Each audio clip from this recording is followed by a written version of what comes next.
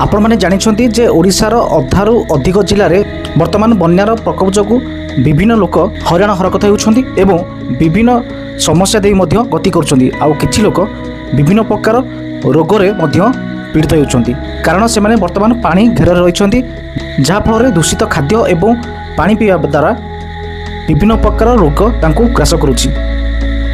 तेणु आपण मैंने जानते कि यही दूषित खाद्य खाइबा द्वारा एवं पानी पीवा द्वारा किछि लोक वर्तमान हेपाटाइटिस ए और ई रो संक्रमित होउछन्ति। तेबे हेपाटाइटिस ए एवं ई कोन आसम जानिबा।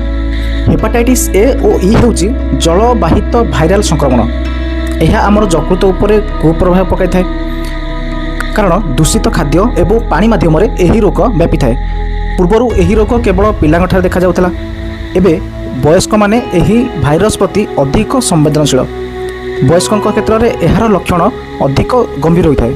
तेणु जदि आम देखा ताहले क्या अधिक विपद यही रोग जो मैंने अपरिष्कार स्थान में भ्रमण करती कि विशुद्ध पानीय जलर अभाव थिबा स्थान को गस्त करिथांती अथवा पूर्वर जो मानकर यकृत समस्या अच्छी से यह अधिक विपज्जनक।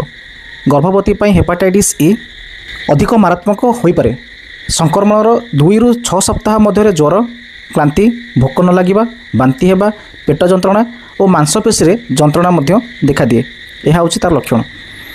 आउ रोग बढ़िले जंडिस, गाढ़ रंगर परिस्राव और फिका रंगर मलत्याग होता है।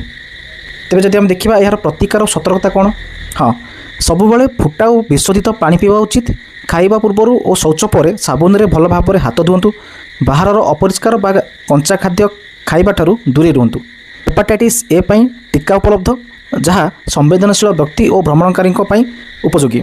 आ जदि जंडिस हुए कि पेटरे असह्य जंत्रणा हुए तेबे तुरंत डाक्तर सह परामर्श करंतु कारण यह गंभीर स्वास्थ्य समस्या सृष्टि करिपारे।